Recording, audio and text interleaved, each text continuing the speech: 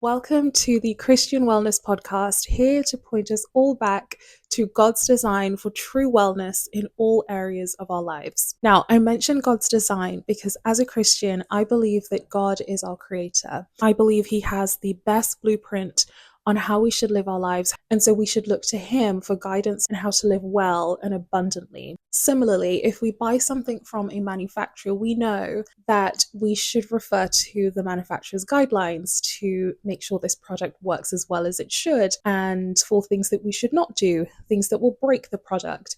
And so I think it's no different in terms of our lives and looking at who created us and what He says in His word about how we should live our lives. Now, before reaching that conclusion, I personally tried various ways of living, and each one left me feeling fearful, anxious, and burnt out. It wasn't until I started following Jesus and surrendered my lifestyle to what God says that I found clarity, I found peace, and it really felt like a homecoming. It felt right. It felt like what I had been missing all along. And Jesus Himself says, "Come to me, all who are weary, and I will give you rest."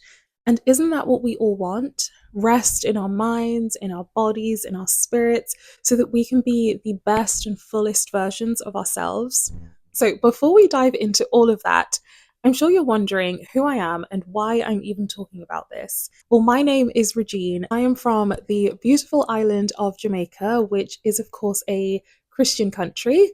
And if I'm not mistaken, we actually have the most churches per capita. So a very Christian nation, which we love. So I grew up in a family that's totally devoted to the faith. I have ministers on both sides of my family, and I've always respected the word of God. I've always had an affinity towards godly principles. So at the very least, I have always been culturally a Christian.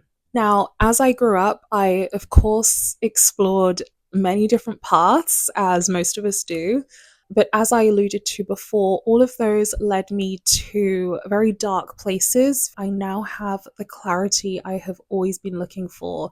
I now have a conviction in my beliefs, something that I always prayed about. I'd always watched other people be very zealous, very convicted in their beliefs. And yes, I was culturally a Christian, but I didn't have my own belief. I was piggybacking off of everyone else, so to speak.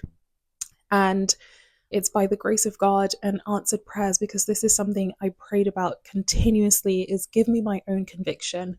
And yeah, that finally happened. And so it's because of all of the experiences that I had and my breakthrough that I'm so passionate about sharing and helping anyone who may be in the same position that I was, or maybe struggling spiritually. And so that's why I'm here recording this podcast. There are, of course, many layers to how I got to this point of even recording this. But fundamentally, I want to create a space where people can find answers to spiritual questions, where they can learn about Jesus and discover a new and refreshing way of living. Walking with Christ is something that provides you with a true and everlasting peace. Now, I am, of course, not perfect. I am learning and I struggle just as much as anyone else.